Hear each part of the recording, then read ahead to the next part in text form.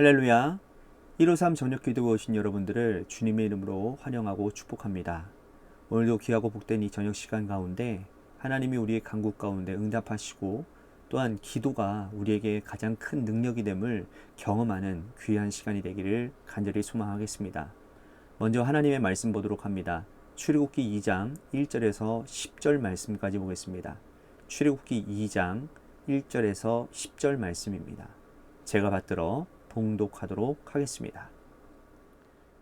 레위 가족 중 한 사람이 가서 레위 여자에게 장가들어 그 여자가 임신하여 아들을 낳으니 그가 잘생긴 것을 보고 석 달 동안 그를 숨겼으나 더 숨길 수 없게 되매 그를 위하여 갈대 상자를 가져다가 역청과 나무진을 칠하고 아기를 거기에 담아 나일 강가 갈대 사이에 두고 그의 누이가 어떻게 되는지를 알려고 멀리 섰더니 바로의 딸이 목욕하러 나일강으로 내려오고 시녀들은 나일강가를 거느릴 때에 그가 갈대 사이에 상자를 보고 시녀를 보내어 가져다가 열고 그 아기를 보니 아기가 우는지라 그가 그를 불쌍히 여겨 이르되 이는 히브리 사람의 아기로다.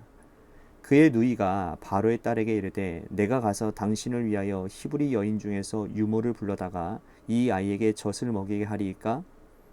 바로의 딸이 그에게 이르되 가라 하매 그 소녀가 가서 그 아기의 어머니를 불러오니 바로의 딸이 그에게 이르되 이 아기를 데려다가 나를 위하여 젖을 먹이라. 내가 그 삭슬 주리라. 여인이 아기를 데려다가 젖을 먹이더니 그 아기가 자라매 바로의 딸에게로 데려가니 그가 그의 아들이 되니라. 그가 그의 이름을 모세라 하여 이르되 이는 내가 그를 물에서 건져내었음이라 하였더라. 아멘. 우리는요 3차원의 세계를 살고 있습니다. 3차원이라고 해도요 다 인식을 하고 살지는 못합니다. 왜냐하면 우리는 점으로 된 하루하루를 보내고 있기 때문이에요. 내가 오늘 하루를 살면 점 하나를 찍는 겁니다. 그리고 내일 또 하루를 살면 인생의 점 하나를 찍는 거예요. 점과 점이 이어져 선이 되는 것은 시간이 한참 지나고 나서야 이렇게 연결되어지는 것이 인생이 되는구나 라고 하는 것을 이해할 수가 있게 되는 것이죠. 자, 이렇게 해서 생긴 선들이 수십 개가 모여지면 면이 생기죠. 10년쯤 살면 내 인생에 하나의 면이 생기는 거예요. 인생의 한 면을 말하는 것이죠. 수십 년을 살고 나면 면들이 모여서 입체가 보입니다. 그제서야 내가 이렇게 생긴 인생의 집을 지었구나 라고 하는 것을 깨닫게 되죠. 자, 다 지은 집을 보면 아쉬움과 행복이 교차를 하게 될 겁니다.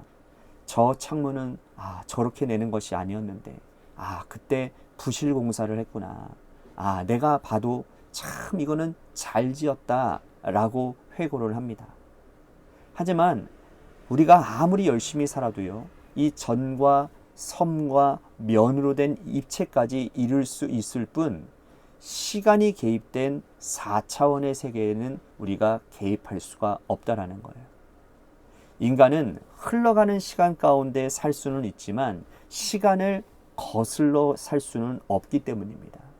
그 시간은 오로지 하나님 손 안에 있고 하나님의 영역이라는 사실이죠. 자, 오늘 우리가 읽은 본문을 보면 하나님께서 정확하게 개입하셔서 면과 면을 만나게 하시고 입체를 이루어 가시는 모습을 보고 있습니다. 한 레위 지파 집에 아들이 태어났어요. 아주 인물이 좋습니다. 바로의 명에 따라서 죽여야 되는데 죽일 수 없어서 부모는 그를 집에서 숨기고 키웁니다. 아이가 커지자 울음소리도 커지게 되었어요. 이제는 집에서 기를 수 없게 되니까 부모가 눈물을 머금고 갈대 상자에 역청을 발라서 나일강에 그 아이를 넣고 나일강에 띄우죠. 나일강에 띄우면서 여러분 그 두 부모의 마음은 어떤 마음이었을까요? 강에 있는 악어 떼, 또 나일강가 하구로 내려가면서 뒤집어질 수도 있고 또 물고기가 와서 뒤집을 수도 있고 하여튼간에 변수 많은 이 나일강에 아이를 띄운다? 참 복잡한 그리고 너무나도 절망스럽고 너무나도 힘든 그런 마음이 아니었겠습니까? 그래서 누이 미리암이 어떻게 되는지를 나가서 살펴봐요. 갈대상자가 떠내려가는 자기 동생을 보면서 언제까지 떠내려갈까? 사람을 만나지 못해서 계속 내려가면 누이가 따라가는 것도 여러분 한계가 있을 것인데, 그런데 그때 하나님께서 그 시간에 개입하시는 거예요. 바로의 딸이 목욕하러 그 자리에 나오게 됩니다. 하필 그때라는 거예요. 하필 그때, 마침 그때 바로의 딸이 목욕하러 그 자리에 나와서 갈대상자를 봤다라는 거예요. 그리고 그 갈대상자를 열어봅니다. 그 안에는 아름다운 남자아이의 모습이 있는 거예요. 여러분, 세상 사람들은 이거를 우연이라고 말을 합니다. 마침 그때 하나님께서 역사하셨다고. 세상 사람들은 우연이라고 얘기를 하지만 하나님은 시간의 흐름 가운데 그 시간, 그 자리에 바로 공주를 보내셨다라는 거예요. 하나님의 선하신 시간의 인도하심입니다. 우리의 인생 가운데도요, 하나님의 선하신 시간의 인도하심을 경험할 때가 참 많은 것 같습니다. 신비롭고 놀라운 역사로 하나님께서 어떻게 이 다른 공간에 사는 이 사람과 내가 이 시간에 만나게 하시는지, 인생을 돌아보면요, 우리는 우연처럼 정말 가장 필연된 그런 일들을 참 많이 만나는 것 같아요. 근데 그것은 우연이 아니라 하나님의 손 안에 있는 역사하심이고, 하나님이 이 시간과 저 시간을 만나게 하셔서 입체를 만들어가는 손길이라는 사실이라는 거예요. 그러나 내가 계획한 시간의 집이 하나님의 계획 안에서 뒤틀릴 때도 있다라는 사실을 우리는 기억해야 됩니다. 하나님의 시간의 개입으로 말미암아 바로의 딸의 아들이 된 모세는요, 바로의 궁전에서 40년이 지나게 됩니다. 그런데 성경에 보면요, 우리가 알고 싶은 이 궁전에서의 40년의 시간은 완전히 생략되어져 있다는 거예요. 어떤 인생을 보냈는지, 그리고 궁전에서 얼마나 아름다운 일이 있었는지, 어떤 좋은 일이 있었는지는 우리가 짐작하고 남음이 있는데, 바로의 궁전에서 보낸 시간은 단 한 절도 나오지 않는다라는 거죠. 출애굽의 저자는 궁전의 생활에 관심이 없다라는 말인 겁니다. 하나님의 구속의 역사에만 관심이 있어서 궁전 생활에서는 한 절도 기록이 되어 있지 않다라는 거예요. 다만 궁전 이후에 있었던 그 일들은 기억합니다. 모세가 40여 년에서 그곳에서 바로의 공주의 아들로 성장을 했어요. 본인이 히브리인이라는 것을 깨닫고 난 후에 이 히브리의 정체성을 가지고 히브리인 노예를 괴롭히는 이집트 감독관을 주먹으로 쳐서 죽입니다. 그 후에 자신의 살인 행위가 사람들에게 알려지게 된 것을 알고 미디안 광야로 도주하게 되죠.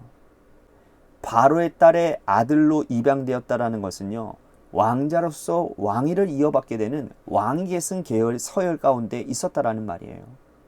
그러나 하필 그때 욱하는 마음에 사람을 때려 죽이고 미디안 광야로 도주하게 됩니다. 한 번 참았으면 되는데 그 참지 못하고 광야로 도주할 수밖에 없는 상황이 되었던 거죠.